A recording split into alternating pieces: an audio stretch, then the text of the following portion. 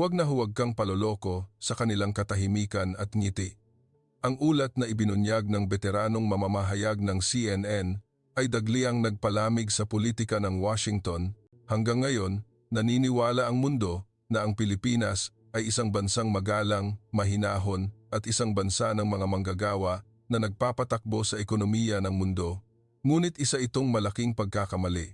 Isang estratehiya ng bansa na lihim na kinalkula sa ilalim ng tubig, isang pambansang katangian na kakaiba, at hindi maintindihan na ikinakibit ng ulo ng mga iskolar sa buong mundo, at isang walang hanggang pagkakaisa na nagigising kapag may krisis. Isang banyagang mamamahayag ang nagsabing nanginginig ang boses. Ang mga Pilipino ang pinakamabaliw at pinakanakakatakot na tao sa mundo. Bakit ngayon nagpapawis ang mga makapangyarihang bansa sa buong mundo dahil sa maliit na bansang pulo na ito? Kapag nalaman mo ang nakakagulat na katotohanan, ang iyong pangkaraniwang pananaw tungkol sa Pilipinas ay babaliktarin ng 180 degrees. Tatlong dahilan na ibinunyag ng mamamahayag ng CNN na nagbigay ng shock sa buong mundo.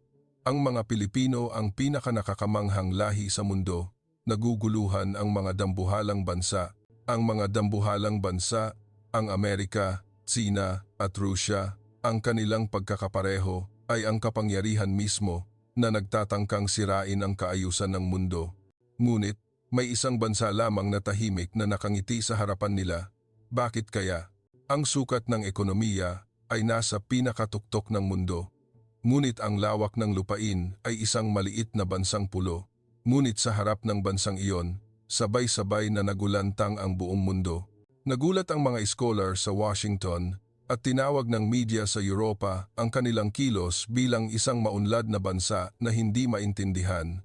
Isang kakaibang bansa na nagpapakalat ng sarili nitong kultura at teknolohiya sa buong mundo, hindi kailanman yumuyuko sa harap ng mga dambuhalang bansa at nagbibigay ng tulong sa mga mahihina, hindi ito maipaliwanag sa mga numero. Hindi rin ito masosolusyunan sa lohika. May isang bahagi dito na dapat bigyang pansin. Ang bansang iyon ay mayroong iba't ibang esensya ng potensyal na kakayahan. Isang lahi na hindi kayang suriin ng lohika, isang himala na hindi kayang ipaliwanag ang dahilan. Ang mundo ngayon ay desperado na naghahanap ng sagot. At ang sagot na iyon ay malapit na ring maipahayag. Ang bansang iyon ay walang iba kundi ang Pilipinas. Pumasok tayo ngayon sa loob ng nakakagulat na eksena. Magsisimula agad tayo sa mga nakakagulat na bagay na lumabas mula sa mga paksa ng mundo. Amerika, Tsina, Rusya. Mga kaibigan, ano ang pagkakapareho ng mga bansang ito? Walang iba kundi sila ang mga dambuhalang bansa na nagpapatakbo sa mundo. Ngunit, may isang bansa dito, isang bansa na hindi natatakot sa harap ng mga dambuhalang ito. Sa halip ay mayroong ngiti ng kumpiyansa. Ang mas nakakagulat pa, ang maliit na bansang ito ay matapang na nagpapahayag ng sarili sa mga dambuhalang bansa at iginagalang ang mga pangako sa salitang sinseridad. Maniniwala ka ba? Kumusta? Ang pangalan ko ay Charlie Romero. Nag-aral ako ng internasyonal na politika sa Harvard University. Ngunit may isang bansa na nagpabaliktad sa lahat ng teorya na aking natutunan, ang mga taong gumawa ng hindi kayang gawin ng ibang bansa sa mundo. Iikwento ko kung paano sila naglakbay. Ngayon, nakaupo ako sa aking opisina na malapit sa Makati.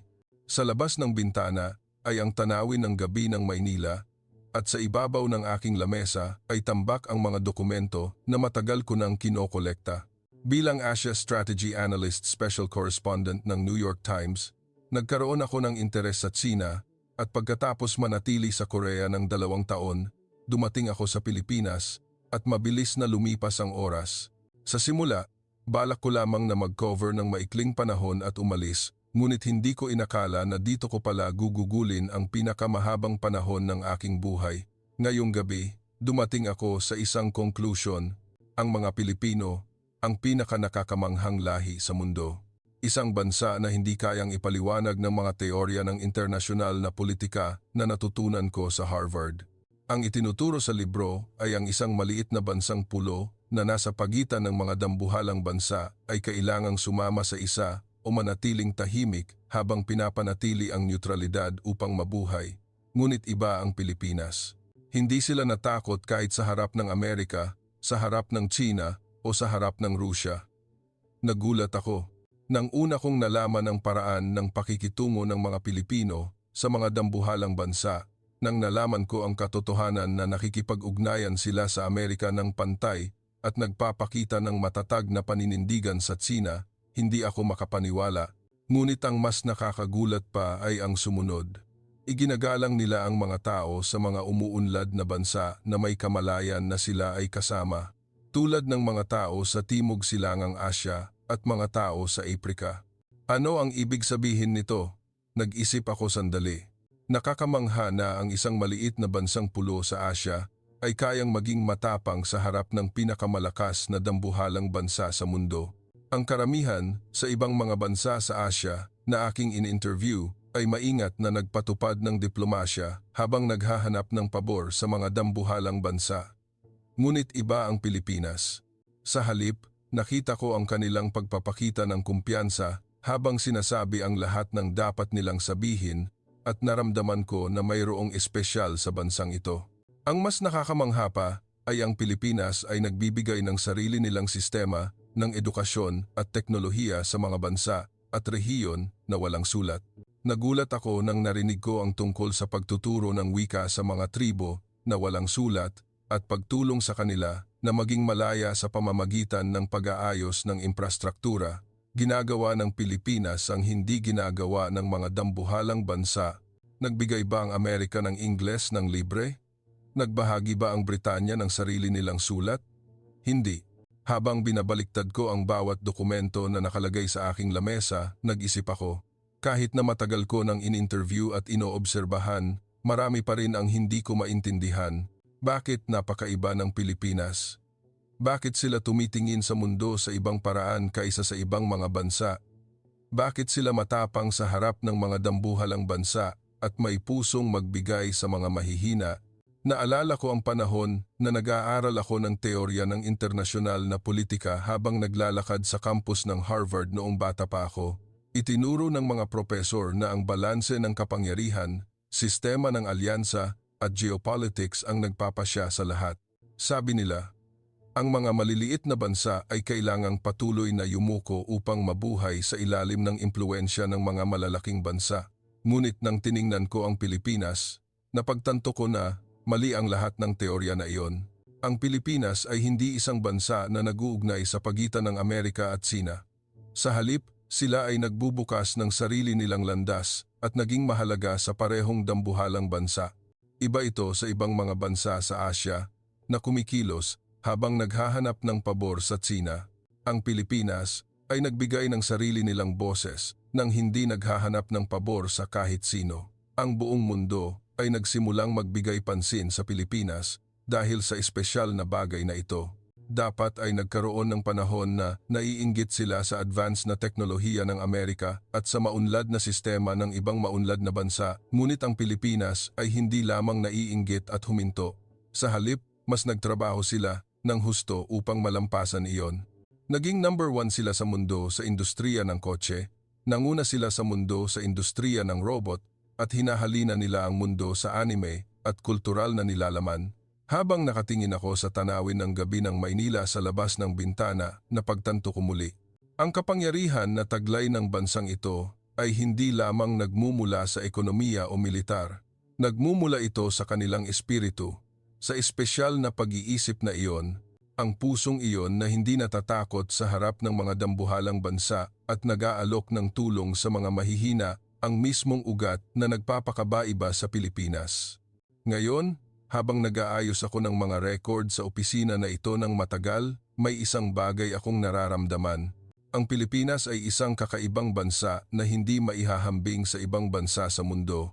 Nakaramdam ako ng paggalang nang nakita ko ang bansang ito na hindi natatakot sa harap ng presyon ng gobyerno ng Amerika, hindi nanginginig sa harap ng economic retaliation ng Tsina, at matapang na humaharap sa mga makasaysayang alitan, isang bansa na kumikilos para sa lahat, matapang sa mga dambuhalang bansa at nagbibigay sa mga mahihina, isang bansa na nagbabahagi ng sarili nilang teknolohiya at nagsisikap na lumago ng magkasama.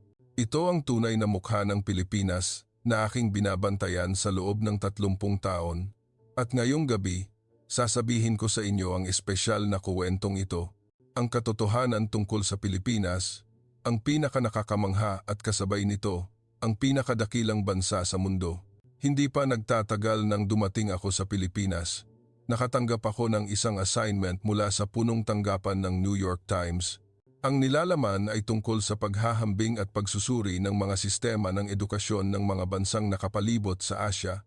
Ngunit sa panahong iyon, wala pa akong alam tungkol sa edukasyon sa Asya. Ngunit, nang una kong binisita ang kampus ng Universidad ng Pilipinas, nagsimulang magbago ng lubusan ang aking pananaw. Naglakad ako sa kampus at nakipag-usap sa mga estudyante at iba ang kislap ng kanilang mga mata. Hindi lamang sila nag-uulit ng mga kaalaman na kanilang naisaulo, ngunit puno sila ng passion upang magtanong, makipagtalo at maghanap ng bagong sagot. Nang pumasok ako sa aklatan, sa kabila ng gabi na, maraming estudyante ang nagbabasa ng libro, nakikipagtalo, at nag-aaral ng malalim. Ito ay masyadong katulad ng tanawin na nakita ko sa Harvard. Ngunit, ang talagang nakakagulat na katotohanan ay ang sumunod.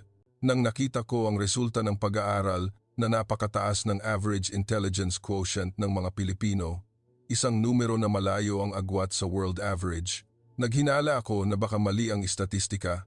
Kaya naghukay ako ng iba't ibang dokumento ng pag-aaral. Ngunit, lahat ng dokumento ay nagpakita ng parehong resulta. Mas nagulat ako nang binisita ko ang isang tutorial center sa Quezon City. Sa kabila ng lampas alas, 9 ng gabi na, puno ang kalye ng mga estudyante na lumalabas sa center. Isang tanawin na hindi makikita sa mga maunlad na bansa sa Amerika at Europa. Dito, ang natuklasan ko ay hindi lamang ang katotohanan na nag-aaral sila ng husto, iba ang mismong paraan ng kanilang pag-aaral. Naaalala ko ang nilalaman na sinabi sa akin ng isang tutor nang in-interview ko siya. Sabi niya, ang edukasyon sa Pilipinas ay nakatuon sa pagpapalago ng kakayahan sa paglutas ng problema at pagpapangkat. Sa simula, nag-aalinlangan ako dahil kahit sa mga maunlad na bansa sa kanluran, marami pa rin ang hindi nakakalabas sa rote learning. Ngunit nang inobserbahan ko talaga ang klase, totoo nga. Sa halip na isaulo ang formula, sinubukan ng mga estudyante na intindihin kung bakit lumabas ang formula na iyon. Sa klase ng kasaysayan, hindi lamang sila nagsaulo ng mga taon, ngunit sinuri nila ang pinagmulan at epekto ng mga pangyayari. Sa klase ng science, direkta nilang nakuha ang prinsipyo sa pamamagitan ng eksperimento. Ito ay isang sistema ng edukasyon na hindi kapanipaniwala. May isa pang nakatagong lihim. Ang sigasig ng mga magulang na Pilipino sa edukasyon ang siyang puwersa na nagpapahintulot sa lahat ng ito. Ang naramdaman ko nang binisita ko at in-interview ang iba't ibang pamilya ay ang mga magulang ay handang gawin ang lahat para sa edukasyon ng kanilang mga anak. Ang tanawin ng mga magulang na nagtatrabaho ng walang pahinga upang ihanda ang tuition fee ng kanilang mga anak. Habang ginagawa ko ang artikulo na ipapadala sa punong tanggapan ng New York Times, napagtanto ko ang isang katotohanan. Ang dahilan kung bakit mabilis na umunlad ang Pilipinas ay dahil sa resultang ito ng edukasyon at sa matatalinong mamamayan. Ang industriya ng kotse na lumago sa lebel na nangunguna sa mundo, ang IT industry na nangunguna sa labanan, at ang paglabas ng maraming Nobel Prize winners ay naging posible dahil sa matatalinong human resources na ito. Sinuri ko ang mga resulta na nakukuha ng mga estudyanteng Pilipino sa International Mathematics Olympiad, Science Contest, at iba't ibang world competitions, at nakakagulat ang resulta. Ang bansang pulo na may populasyon na 100 milyon ay matapang na nakikipagkumpetensya sa Tsina na may populasyon na higit sa 1 bilyon at sa Amerika na may higit sa 600 milyon at kumukuha ng mga matataas na ranggo. Posible ba talaga ito? Sa simula, hindi ako makapaniwala, ngunit hindi nagsinungaling ang datos. Mas nagulat ako nang sinuri ko ang aktibidad ng mga Pilipinong estudyante at mananaliksik sa mga world-class prestigious universities tulad ng Harvard, MIT, Stanford at Oxford. Sabi ng mga propesor, iba ang level ng mga tanong na ibinibigay ng mga estudyanteng Pilipino. Tumawag ako sa propesor na kasama kong nag-aral noong nasa Harvard ako at nagtanong, Kumusta ang mga estudyanteng Pilipino ngayon? Agad na sumagot ang propesor. Ang mga estudyanteng Pilipino ay hindi lamang matalino, ngunit ang mismong paraan ng kanilang paglutas ng problema ay creative. Ang ibig sabihin, hindi sila naghahanap ng ibinigay na sagot, ngunit lumilikha sila ng bagong sagot. Sa oras na iyon, napagtanto ko, ang kapangyarihan na taglay ng Pilipinas ay hindi nagmumula sa natural na yaman o sa malawak na lupain. Ang matatalino at creative na mamamayan na ito ang pinakamalaking yaman ng Pilipinas. Ang dahilan kung bakit hindi lamang nila ginagaya ang teknolohiya ng Amerika, ngunit gumagawa sila ng sarili nilang teknolohiya at hindi sila nakikipaglaban sa murang paggawa, ngunit nakikipaglaban sa high value-added industries, ay dahil dito, bumalik ako sa aking hotel room at inayos ang mga nakita ko ngayong araw sa aking notebook. Ang mga masisigasig na estudyante sa UP Diliman, ang mga silid-aralan na may ilaw pa rin kahit hating gabi na, ang mga estudyanteng Pilipino na nangunguna sa world competitions, ang mga mananaliksik na aktibo sa mga prestigious universities, lahat ay konektado sa isa't isa. Ang Pilipinas ay hindi lamang bansa na umunlad dahil sa swerte. Pinalaki nila ang mga human resources na nangunguna sa mundo sa pamamagitan ng masusing paghahanda at edukasyon, at sila ang nagpatakbo sa bansa sa pamamagitan ng pagiging pinakamahusay sa kani-kanilang larangan. San Miguel, Ayala, Jollibee. Ang lahat ng kumpanya na ito ay nagawang manguna sa world market dahil sa matatalinong human resources na ito. Nakita ko ang tanawin ng gabi ng Maynila sa labas ng bintana. May ilaw ang maraming building at naisip ko na may nag-aaral o nagre-research sa loob. Nagkaroon ako ng kumpiyansa na ang kinabukasan ng bansang ito ay magiging maliwanag lamang dahil ang pinakamatalinong lahi sa mundo ay nagsisikap ng husto. Habang nagre-research ako sa sistema ng edukasyon, natural na lumabas ang isang katanungan. Paano nakakuha ng ganoong mataas na level ng edukasyon ang lahat ng tao sa bansang ito? Kaya, nagpasya akong mag-aral ng mas malalim tungkol sa sulat at kasaysayan ng Pilipinas. Naisip ko na, kung maiintindihan ko ang sistema ng sulat ng Pilipinas, malulutas din ang lihim ng edukasyon. Binisita ko ang isang museo at nakinig sa paliwanag ng curator. Ang alpabetong Filipino at ang pagiging multilingual bilang isang komplikadong sistema. Sa simula, inakala ko na ito ay masyadong komplikado lamang. Ngunit, nang narinig ko ang paliwanag ng curator, lubusang nagbago ang aking pananaw. Ang sulat ng Pilipinas ay napaka-epektibo at mayaman sa pagpapahayag. Ang Filipino ay madaling matutunan ng kahit sino at ang Ingles ay nagbibigay ng malalim na kahulugan ng maikli. Dahil sa kakaibang sistema ng sulat na ito, ipinagmamalaki ng Pilipinas ang isa sa pinakamataas na literacy rates sa mundo. Nagulat ako muli nang nakita ko ang statistical data. Kahit noong panahon ng pagbangon mula sa ikalawang digmaang pandaigdig, ang literacy rate ng Pilipinas ay nakakagulat na mataas. Halos lahat ng mamamayan ay marunong magbasa at magsulat. Ito ay isang himala sa buong mundo. Kumusta ang ibang mga bansa kahit ang mga bansang tinatawag na maunlad ay may tiyak na bilang ng mga taong hindi marunong magbasa? Ngunit ang Pilipinas ay isang bansa kung saan halos 100% ng mamamayan ay marunong magbasa at magsulat. Ito ang nakatagong lakas ng Pilipinas dahil mayroong sulat na madaling matutunan at may malalim na pagpapahayag na gawang ibahagi ng lahat ng mamamayan ang kaalaman. Naghanap ako ng mga comparison data. Hindi ako makapaniwala nang nalaman ko na ang literacy rate ng isang maunlad na bansa ay mas mababa kaysa sa inaasahan, ngunit iba ang Pilipinas. Mula sa lola na 70 taong gulang hanggang sa mga elementary student, lahat ay nagpapalitan ng mensahe sa smartphone. Nang binisita ko ang isang probinsya, nakita ko ang mga matatanda na gumagamit ng tablet at nakikipag-usap ng masigasig. Ito ang kapangyarihan ng edukasyon. Ngunit hindi sapat ang sulat lamang upang ipaliwanag. Kahit na may magandang sulat, wala itong kabuluhan kung walang pagkakataong matuto. Kaya, nagsimula akong mag-research tungkol sa sigasig sa edukasyon ng Pilipinas. Ang dedikasyon ng mga magulang na hindi sumuko sa edukasyon ng kanilang mga anak kahit noong panahon ng kahirapan. May mga record na nagsasabing binibilhan nila ng libro ang kanilang mga anak kahit na nagugutom sila. Mayroon ding kasabihan na ibebenta ang bukid upang makapag-aral sa kolehiyo. Baka nagtaka ang mga tao sa kanluran sa sigasig na ito ng Pilipinas sa edukasyon, ngunit kung titingnan ang resulta, siguradong malalaman kung sino ang tama. Ang ibang mga bansa ay hindi nagawang itaas ang level ng buong mamamayan sa ganitong bilis. Bumalik ako sa aking hotel room at inayos ang mga nakita ko ngayong araw. Ang scientific writing system, halos 100% literacy rate at dedikasyon ng mga magulang, lahat ay konektado. Nagkaroon ako ng kumpiyansa na ang Pilipinas ay mabilis na umunlad dahil sa mga mamamayan na nakapag-aral. Ngayon, ang Pilipinas ay lumago bilang isang research power na naglalabas ng Nobel Prize winners taon-taon. Ang digital literacy ng buong mamamayan ay nasa world-class level din. Ang mga binhi na itinanim sa nakaraan ay namumulaklak sa ika-21 siglo. Ngunit, may isang kwento na hindi pwedeng kalimutan upang maintindihan ang Pilipinas. Ito ay ang kwento tungkol sa nakakagulat na pagkakaisa na taglay ng mga tao sa bansang ito.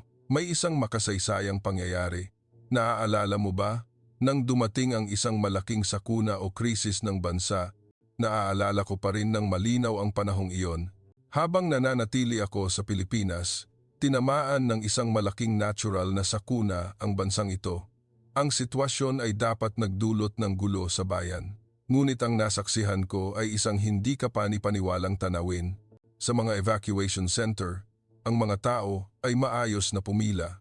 Kahit na daan-daang metro ang haba ng pila, walang nag-uunahan at nagbibigay pansin sa isa't isa, walang gulo at walang pagnanakaw. Kahit na mahirap ang kanilang sitwasyon, nagbabahagi sila ng relief goods at nagbibigayan ng kumot. Nakaramdam ako ng shock at katanungan ng sabay. Isang tanawin na hindi ko maintindihan bilang isang Amerikano. Posible ba na unahin ang kaayusan ng komunidad kaysa sa sariling kaligtasan sa matinding sitwasyon? At ang mas nakakagulat pa, ang kumilos ng kusang loob at hindi pinilit ng kahit sino, may mga bata na nagdala ng sarili nilang piggy bank at inilagay sa donation box. Nagpadala ang mga kumpanya ng relief supplies nang hindi iniisip ang tubo. Habang nakatingin ako sa mukha ng mga tao na nakapila, naramdaman ko na mayroon akong nasasaksihan na espesyal. Sa kanilang mga mata, hindi kawalan ng pag-asa. Sa halip ay isang matibay na intensyon na malampasan ito ng magkasama. Lumapit ako sa isang matanda at maingat na nagtanong, "Bakit kayo napakatahimik?" Tahimik siyang sumagot, "Ito ay natural lamang dahil lahat tayo ay nahihirapan." Sa oras na iyon, nalaman ko ang diwa ng Pilipino. Bumalik ako sa aking hotel at nagsimulang maghanap ng mga lumang dokumento. Gusto kong malaman kung paano hinarap ng ibang mga bansa ang parehong krisis. Naghanap ako ng isang halimbawa ng isang bansa at lubos na kabaligtaran. May mga record ng pagnanakaw at gulo kung saan sinubukan ng bawat isa na iligtas ang sarili. Ang hindi dapat mangyari sa isang capitalist country ay nangyari sa Pilipinas. Ang prinsipyo ay unahin ang sariling tubo, ngunit inuna ng mga Pilipino ang kabuuang tubo kaysa sa sarili. Ito ay isang nakakagulat na pangyayari na kailangang muling isulat ang textbook. Pessimistic ang hula ng mga eksperto. Ang karamihan sa pagsusuri ay magtatagal ang reconstruction, ngunit ang resulta ay lubusang nagpabaliktad sa lahat ng hula. Sa nakakagulat na bilis, inayos ang mga kalsada, kinonekta ang mga tulay, at bumalik ang normal na buhay. Ang mas nakapagpaantig sa akin ay hindi ang mga numero. Ito ang kolektibong kalooban at hindi matitinag na pananampalataya na ipinakita ng mga Pilipino sa prosesong iyon. Ang pusong iyon na hindi nagsisisi sa isa't isa sa harap ng krisis, ngunit naghawak ng kamay upang malampasan ito ng magkasama. Nagunahan ang mga banyagang mamamahayag na magbalita tungkol sa Pilipinas. Inilarawan nila ito bilang isang nakakagulat na tanawin na hindi pa nakikita sa mundo. Puno ng artikulo na nagsasabing matuto tayo sa Pilipinas at nagsimulang pag-aralan ng mga gobyerno sa iba't ibang bansa ang halimbawa ng Pilipinas. Hanggang ngayon, nananatili itong isang misteryo sa akin. Ano ang nagtulak sa mga Pilipino na kumilos ng ganoon? Hindi ito maipaliwanag ng mga teorya na natutunan ko sa Harvard. Dapat ay sinubukan ng isang rational economic subject na protektahan ang kanyang mga ari-arian, ngunit ang mga Pilipino ay kumilos ng kabaligtaran. Umupo ako sa harap ng aking lamesa at muling inilabas ang mga larawan mula sa panahong iyon. Ang mga taong maayos na nakapila, ang mga volunteer na nag-aalis ng mga basura. Sa tuwing nakikita ko ang larawang ito, nakakaramdam ako ng thrill. Hindi lamang ito reconstruction, isang pangyayari na nagpakita ng nakatagong lakas na taglay ng isang lahi. Ang mga tao na nagtutulungan para sa komunidad sa mahihirap na panahon, ang espiritu na kusang loob na tinatanggap ang sariling sakripisyo at nagtagumpay ng magkasama. Ito ang pinakamalaking sandata na taglay ng Pilipinas. Ang karanasang ito ay naging stepping stone upang lalong palakasin ang lipunan ng Pilipinas. Naging mas matibay ito sa pamamagitan ng krisis at naging puwersa na tumayo bilang isang world economic power ngayon. Ang mga Pilipino ay may kakaibang lakas ng espiritu na lalong nagliliwanag sa gitna ng hirap. Inayos ko ang aking mga ideya ngayon sa aking notebook. Kaayusan, kusang loob na paglahok, pagkakaisa, pagkakaiba sa ibang bansa, lahat ay konektado. Nagkaroon ako ng kumpiyansa na kailangang malaman ang espiritong ito upang maintindihan ang bansang Pilipinas dahil ito ang perpektong ebidensya na nagpapakita ng nakatagong lakas ng mga Pilipino. Lampas sa taong 2000, may isa pang pagbabago na nagsimulang umihip sa Pilipinas. Magre-research ako sa isang IT venture complex sa Pasig City. Humingi ang punong tanggapan ng New York Times ng isang artikulo tungkol sa digital revolution sa Asia, kaya natural akong nagpunta sa Pilipinas. Habang naglalakad sa kalye, naaalala ko ang isang behavioral pattern kaysa sa mga salita na madalas gamitin ng mga Pilipino.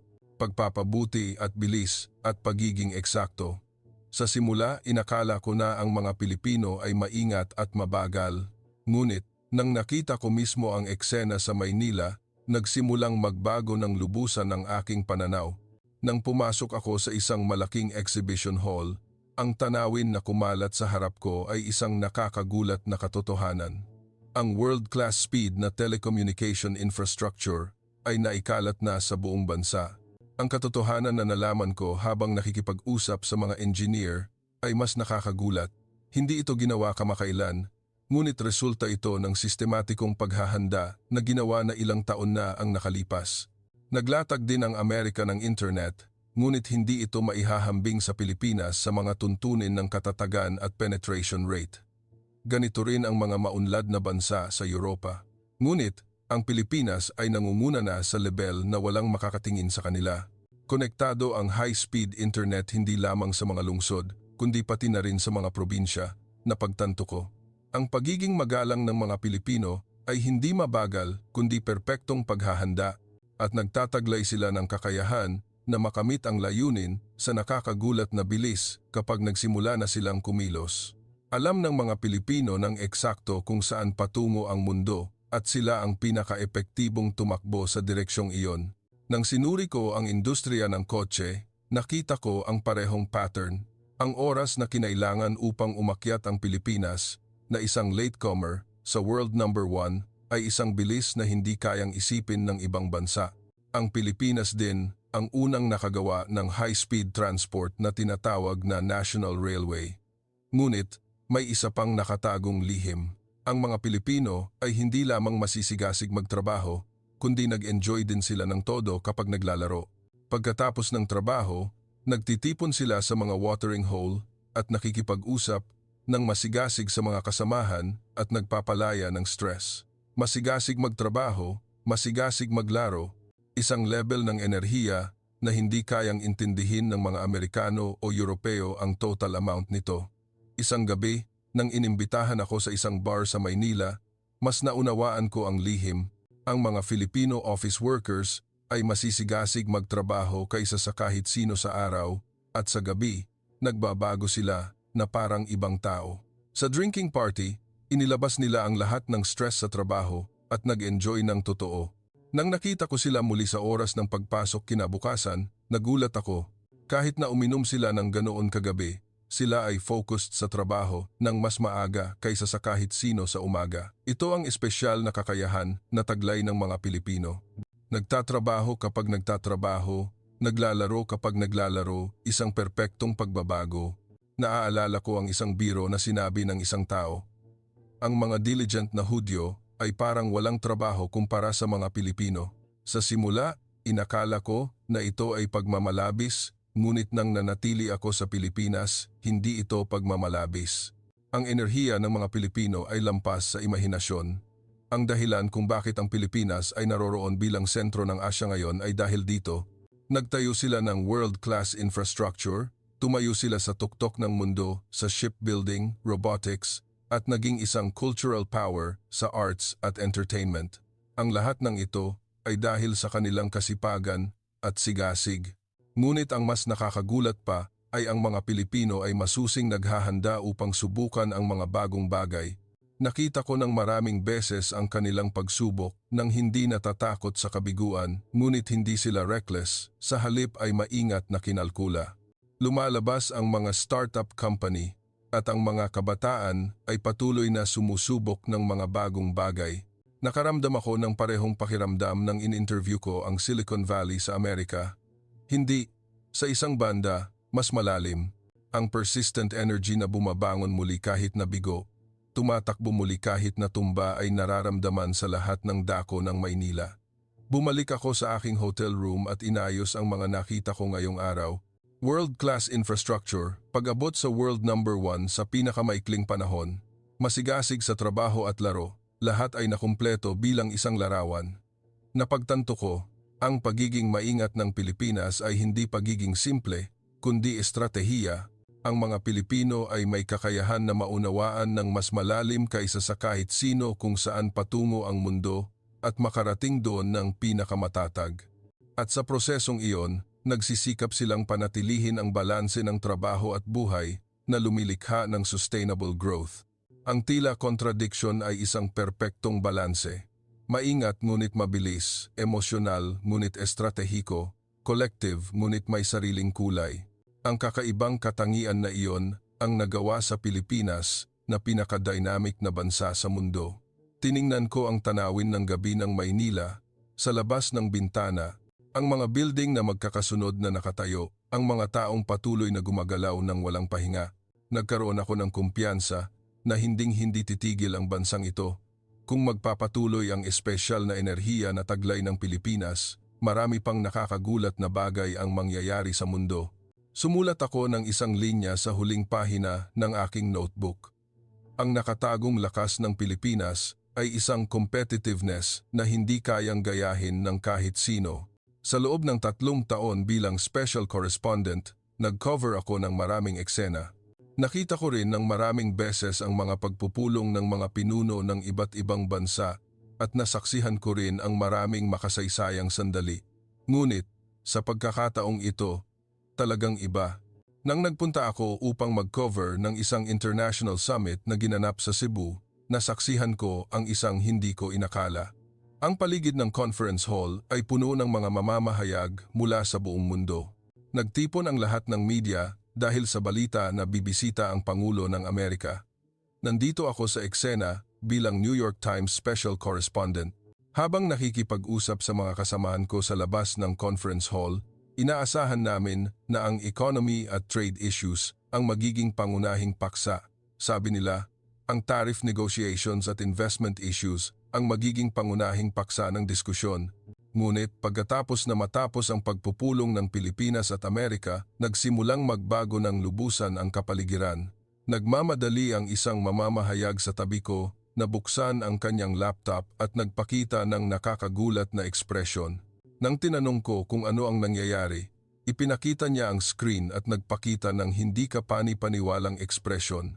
May nag-flash na breaking news sa mga pangunahing foreign media. Ang nilalaman ay nag-post ang Pangulo ng Amerika sa kanyang social media. Isang anunsyo na aprubahan ang pagmamay-ari ng Pilipinas ng isang nuclear-powered attack submarine. Napatulala ako sa lugar. Naisip ko kung totoo ba talaga ito. Nuclear submarine approval, maniniwala ka ba? Nakita ko ang mukha ng mamamahayag mula sa kalapit na bansa na namula. Nagmamadali siyang tumawag sa kanyang headquarters at humingi ng kumpirmasyon sa naguguluhang boses. Nagulo ang isip ko. Kailangan ang pagbabago ng Nuclear Cooperation Agreement. Paano nangyari ang biglaang pag-apruba na ito? Isang bagay na sinubukan ng mga nakaraang administrasyon, ngunit lahat ay nabigo. Ito ay isang lugar na hinding-hindi papayagan ng Amerika dahil sa posibilidad na magdulot ito ng paggawa ng sandataang nuklear. Binuksan ko ang aking interview notebook at mabilis na nagsimulang magtala. May karagdagang impormasyon na humingi ang Pangulo ng Pilipinas ng isang mapagpasyang desisyon sa pagtanggap ng nuclear fuel supply para sa nuclear submarine sa pagpupulong noong nakaraang araw. At agad na sumagot ang Pangulo ng Amerika, isang makasaysayang sandali kung saan nagtipon ang mga pinuno ng mundo sa magandang tanawin ng Cebu. Ngunit ang pinakamalaking balita ay iba. Inakala namin na ang economic talks ang pangunahing paksa, ngunit ang tunay na mahalagang desisyon ay ang pag-apruba na ito ng nuclear submarine. Nagdagdag ng post ang Pangulo ng Amerika. Ang Pilipinas ay makikipagtulungan sa mga shipyards ng Amerika upang gumawa ng submarines at ang shipbuilding industry ng Amerika ay magkakaroon ng maluwalhating pagkabuhay. Binanggit ang pangalan na Magma Project. Ang ibig sabihin, gagawing dakila muli ang alyansa ng Pilipinas at Amerika. Ito ay isang hudyat na susuportahan ng lubusan ng Amerika ang proyekto na pinamumunuan ng teknolohiya ng Pilipinas. Inanunsyo din ang nilalaman ng trade negotiations. Nakamit ng Pilipinas ang isang kasunduan sa paborableng kondisyon. Lubusang iba ito sa negosasyon na ginawa ng ibang allied countries sa Amerika noong nakaraan. Nang naghanap ako ng mga dokumento, isang bansa ang nag-invest ng malaking halaga ngunit ang Amerika ang nagpasya kung saan gagamitin ang pondo, isang nakakahiyang kondisyon. Nag-invest sila ngunit ang Amerika ang kumukuha ng tubo, isang kakaibang kontrata. Sa kabilang banda, ang istruktura ng investment ng Pilipinas ay ang karamihan ng investment ay pinamumunuan ng mga kumpanya ng Pilipinas. Ang teknolohiya ng Pilipinas ang may LED at mayroong safety device upang bawiin ito kung may problema. Naiintindihan ko ang naguguluhang ekspresyon ng mga mamamahayag mula sa kalapit na bansa. Ang bagay na hindi nila nakuha kahit na nagbigay sila ng malaking halaga natapos ng Pilipinas ang negosasyon sa mas paborableng kondisyon at nakuha pa ang nuclear submarine. Para sa kanila, ito ay imposible. Inihayag ng gobyerno ng Amerika sa pamamagitan ng fact sheet na mayroon ding malaking cooperation contract sa larangan ng enerhiya. Bumalik ako sa aking hotel room at sinubukan kong ayusin ang shock ngayon, ngunit nagulo ang aking isip. Ang nuclear submarine ay isang espesyal na regalo na ibinibigay lamang ng Amerika sa pinakamalapit na kaalyado. Bakit nila ito biglang ibinigay sa Pilipinas? Nag-isip ako ng malalim. Nagkaroon ako ng kumpiyansa na hindi lamang ito simpleng economic cooperation.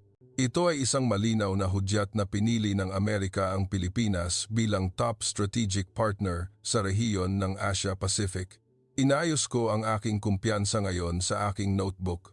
Cebu Summit, Nuclear Submarine Approval, Favorable Trade Negotiations, Difference from Other Countries, Magma Project, lahat ay konektado sa isa't isa.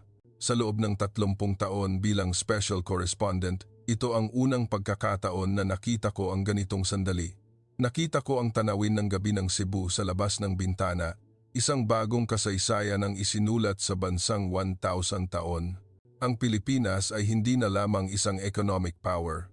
Ito ay naging isang core partner na pinili ng Amerika at umakyat sa posisyon na walang sino man ang makakatingin sa kanila. Hanggang ngayon, hindi ko pa rin malaman kung panaginip ba ito o totoo. Gusto kong kurutin ang braso ng kasamahan ko sa tabi ko. Hindi ko talaga alam na babangon ng ganito ang Pilipinas. Kung ikukumpara noong una akong dumating sa bansang ito, 30 taon na ang nakalipas, lubusan na itong ibang bansa. Lumipas ang ilang araw pagkatapos ng nakakagulat na anunsyo sa Cebu. Naguguluhan pa rin ako. Hindi ko maintindihan kung paano lumabas ang design at plan ng submarine sa online sa loob ng 24 oras. Kaya, nakipag-ugnayan ako sa ilang defense industry experts at nag-alok ang isa sa kanila na magkita kami sa isang tradisyonal na coffee shop sa Intramuros. Nang pumasok ako sa coffee shop, May lalaki na mukhang late 30s na nagtaas ng kamay at sinalubong ako. Ipinakilala niya ang sarili bilang si Ginoong Santos at nagtatrabaho sa Philippine Defense Research Institute at espesyalista siya sa larangan ng submarines. May kakaibang kumpiyansa sa kanyang mga mata. Nagsimula kaming mag-usap habang umiinom ng kape. Hindi ko napigilan ang aking katanungan. Tinanong ko kung paano nailabas ang design sa loob ng 24 oras pagkatapos ng anunsyo. Tumawa si Researcher Santos at nagtanong, "Alam mo ba kung ano ang katangian ng Pilipinas?" Sumagot ako, maingat na karakter at nakakagulat na kahandaan. Dahan-dahan siyang nagpaliwanag. Alam mo ba kung ano ang ibig sabihin kung inanunsyo ng gobyerno ng Pilipinas na may iniimbestigahan sila? Umiling ako. Pagkatapos, nagpakita siya ng isang meaningful smile at nagsabi, "Ibig sabihin, ito ay binuo na 15 taon na ang nakalipas." Ang mas nakakagulat na kwento ay nagpatuloy. Kung inanunsyo ng gobyerno na nagde-develop sila, ano ang ibig sabihin?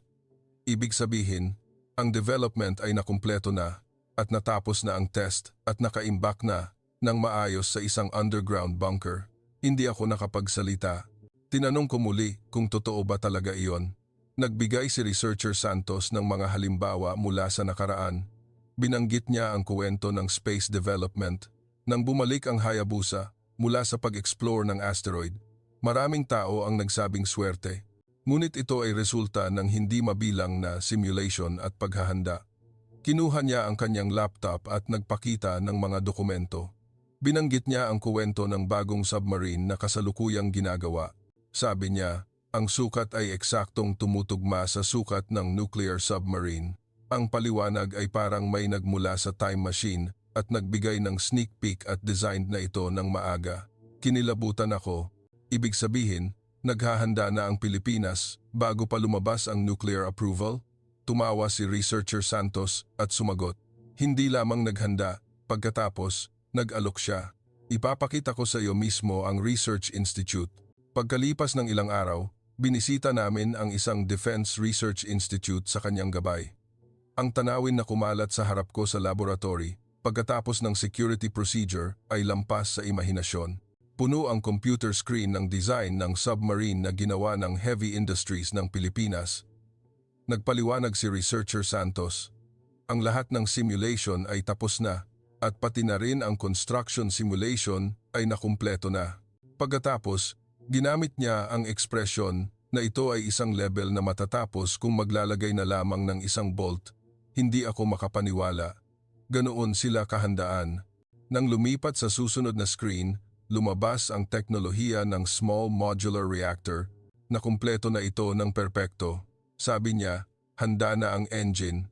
Ang huling puzzle piece ay ang fuel lamang at iyon ang inapruba ng Pangulo ng Amerika. Naramdaman ko na ang lahat ay konektado sa isa't isa. Hindi aksidente na nakakuha ang Pilipinas ng nuclear approval. Naghanda na sila ng lihim sa loob ng ilang dekada at nakuha ang approval sa perpektong oras. Ito ay estratehiya, resulta ng masusing pagpaplano. Tumawa si Researcher Santos at nagtanong, "Alam mo ba kung ano ang tawag sa amin? Ang pinakamahusay na sous chef sa mundo. Tahimik na inihanda ang lahat ng ingredients at kapag dumating ang customer, inihahanda ang pinakamahusay na pagkain." Inilarawan niya ito bilang hiding one's claws kaysa sa wolf boy. Naiintindihan ko. Ang Pilipinas ay tahimik na naghanda at naghihintay ng oras. Habang minamaliit ng mundo ang Pilipinas, tahimik silang nagde-develop ng teknolohiya at nagtatayo ng infrastructure. At nang dumating ang perpektong sandali, ipinakita nila ang lahat ng card. Bumalik ako sa coffee shop at habang umiinom ng huling kape, nagtanong ako, ano ang susunod? Nagpakita si Researcher Santos ng meaningful expression at nagsabi, kailangan ng fuel upang magkaroon ng nuclear sub at kailangan ng reprocessing technology upang gumawa ng fuel at nagbigay siya ng isang nakakatawang halimbawa. Ano ang mangyayari kung naglalakad sa aklatan at nagkabanggaan, nalaglag ang libro, kinuha ito, nagkadikit ang kamay, humingi ng tawad at uminom ng kape. Naging maganda ang kapaligiran at uminom ng alak at saktong umulan at nawala ang bus sa gabing iyon?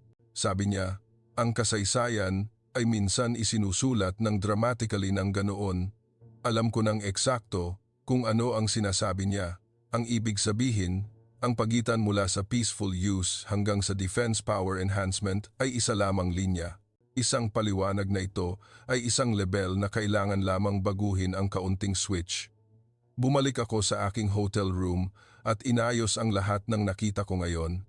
Design release sa loob ng 24 oras, paghahanda sa loob ng 15 taon, technology development na parang time machine, paghahanda ng underground bunker, hiding one's claws, lahat ay nakumpleto bilang isang perpektong larawan. Napagtanto ko, ang tunay na sandata ng Pilipinas ay hindi advanced technology, kundi ang paghahanda na ito. Ang kakayahan na magplano ng masusi, tahimik na isagawa, at maghintay ng perpektong oras. Ganoon din noong panahon ng krisis 30 taon na ang nakalipas, at ganoon din sa nuclear approval ngayon. Nakita ko ang tanawin ng gabi ng Cebu sa labas ng bintana. Naisip ko na ganoon din ang ginawa ng mga datu noong 1,000 taon na ang nakalipas upang protektahan ang bansa na may masusing estratehiya. Ang DNA na iyon ay nagpatuloy hanggang ngayon at gumawa sa modernong Pilipinas. Sumulat ako ng isang linya sa huling pahina ng aking notebook. Huwag na huwag mong mamaliitin ang Pilipinas. Naghahanda na sila para sa susunod na 10 taon. Pagkatapos ng ilang araw, nasa VIP lounge ako ng Ninoy Aquino International Airport. Ito ay para sa coverage ng pag-uwi ng Pangulo ng Amerika. Puno ang lahat ng dako ng airport ng mga security guards at mamamahayag at nagtipon ang world media. Nang lumabas ang Pangulo ng Amerika, mukhang kontento ang kanyang ekspresyon. Habang kinakawayan ang mga mamamahayag, sinabi niya na ang Pilipinas ay isang excellent partner. Ginamit din niya ang ekspresyon na ang Magma Project at nuclear submarine approval ay win-win. Ang ekspresyon ng mga mamamahayag mula sa kalapit na bansa sa tabi ko ay komplikado. Narinig ko ang isang mamamahayag na bumulong. Wala tayong nakuha kahit na nag-invest tayo ng malaking halaga, ngunit nakuha ng Pilipinas ang lahat. Lumabas pa ang salitang pagtataksil. Habang pinapanood ko ang paglipad ng eroplano, nakaramdam ako ng kakaibang emosyon. Ang pagbabago ng Pilipinas na nakita ko sa loob ng 30 taon bilang special correspondent ay dumaan na parang slideshow. Bumalik ako sa Maynila at nakipagkita muli kay Researcher Santos. May huling katanungan pa ako. Tinanong ko kung bakit pinili ng Amerika ang Pilipinas at hindi ang ibang bansa. Malinaw siyang sumagot. Dahil sa kakulangan ng naval power ng Amerika, ang shipbuilding industry ng Amerika ay bumaba at ang shipbuilding industry ng China ay nagwawala. May nakakagulat na katotohanan na ang lahat ng barko na ginawa ng Amerika mula noong ikalawang digmaang pandaigdig ay mas kaunti kaysa sa ginawa ng China sa loob lamang ng 1 taon noong nakaraang taon. Sabi niya, ang Pilipinas ang counterpart ng China. Ang Philippine Coast Guard ay isa sa mga pinakamahusay sa mundo at ang kakayahan sa pagpapatakbo ng submarine ay nasa top level. Kailangan ng Amerika ng isang shield, kaya pinili nila ang Pilipinas. Inilarawan niya ito na parang ang ibang bansa ay nagsikap ng ilang dekada ngunit ang kasal ay nangyari sa ibang babae. Para sa pananaw ng China, ang nuclear sub ng Pilipinas ang siyang magbabantay sa kanila. Nagtanong ako, ano ang susunod? Nagpakita si Researcher Santos ng meaningful smile. Mula sa nuclear sub patungo sa reprocessing, at interesado ka ba kung ano ang susunod? At binanggit niya muli ang halimbawa. Ang kasaysayan ay minsan isinusulat ng dramatically na parang umulan at nawala ang bus sa gabing iyon. Alam ko kung ano ang sinasabi niya. Naisip ko na ang 1,000 milya na paglalakbay ay nagsisimula sa isang hakbang, ngunit ang Pilipinas ay nasa 900 metro na. Ang natitira na lamang ay 100 metro. Pagkatapos ng paghihiwalay, naglakad ako ng mag-isa sa tabi ng Manila Bay. Sariwa ang hangin sa gabi. Binalikan ko ang 30 taon habang nakatingin sa dagat. Naalala ko ang panahon ng nakaraang economic crisis. Isang pagkakaisa na hindi pa nakikita sa mundo. Naisip ko na, noong panahong iyon, handa na rin ang Pilipinas. Lahat ay pattern. Pagtagumpay sa krisis ay bayanihan at paghahanda. Teknolohiya ay kasipagan at masusing pag-aaral. At ang nuclear approval na ito ay ang culmination ng lahat. Napagtanto ko, ang tila contradiction ay hindi contradiction, kundi balanse. Maingat ngunit handa, emosyonal ngunit estratehiko, individualistic ngunit nagkakaisa sa krisis. Ano ang susunod na layunin ng kakaibang DNA ng Pilipinas? Space ba o isa pang himala? Ang bansang ito ay isang bansa na ginagawang posible ang imposible. Dumating ang panahon na matuto ang mundo sa Pilipinas. Hanggang ngayon, hindi ko pa rin malaman kung panaginip ba ito o totoo. Gusto kong kurutin ang braso ng kaibigan ko sa tabi ko. Umaasa ako na ang isip ng pabago-bagong pinuno ay hindi magbago at ang unang nuclear sub ng Pilipinas ay magpapatuloy ng maayos. Ang kasaysayan ng Pilipinas ay isusulat ng dramatically tulad noong gabing iyon na umulan at nawala ang bus. Ang pagdating ko sa Maynila, 30 taon na ang nakalipas, ay ang pinakamalaking swerte sa aking buhay.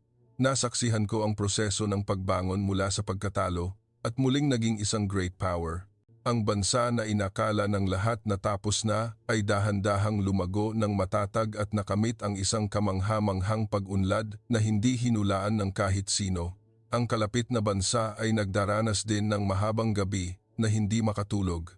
Ang Pilipinas ay tumayo na ngayon bilang ang pinakamalakas na bansa sa Silangang Asya. Umakyat sila sa posisyon na walang sinuman ang makakatingin sa kanila. Naantig ako sa buhay na emosyon ng Pilipinas. Kahit na may mahihirap na panahon, umaasa ako na makaramdam kayo ng kaunting pagmamalaki bilang isang Pilipino pagkatapos mapanood ang video na ito. Ang Pilipinas ay nagsisimula pa lamang. Marami pang nakakagulat na bagay ang naghihintay. Pilipinas Fight, maraming salamat sa pakikinig hanggang sa huli. Paalam, mga kaibigan. Kumusta ang kwento ngayon? Nakakamangha talaga, hindi ba? Ang mga kwento na hindi pa natin alam ay nakatago pala ng ganito sa mundo. Ang tanawin ng bansang hindi natakot sa gitna ng mga dambuhalang bansa, sa halip ay naglakad sa sarili nitong landas ay nakakaramdam muli ng awe. Pinapaisip nito na hindi lamang dahil sa swerte, kundi mayroong paghahanda at pananampalataya na matagal nang binuo. Baka may nagsabi na reckless ito, ngunit sa huli, ang recklessness na iyon ang naging kapangyarihan upang baguhin ang mundo. Kaya, pakiramdam ko na baka dapat tayong magkaroon ng mas maraming kumpiyansa pagkatapos marinig ang kwentong ito. Walang perpektong sagot sa mundong ito, ngunit nakakagulat na ang espiritu ng isang bansa ay kayang baguhin ang katotohanan ng ganito. Talaga akong interesado kung anong landas pa ang lalakarin ng bansang ito. Ano ang iniisip ninyo? Iwanan ninyo sa comment section sa ibaba at ibahagi ninyo ang nakakaantig na kwento sa mga tao sa paligid ninyo at makipag-usap ng magkasama. Panghuli, subscribe dito. Ang like at notification settings ay magiging malaking lakas sa paggawa ng video. Hanggang ngayon, ito ang kwentong nakakaantig na nagdadala ng sinseridad sa inyo ng may damdamin. Magkaroon din kayo ng masayang araw ngayon.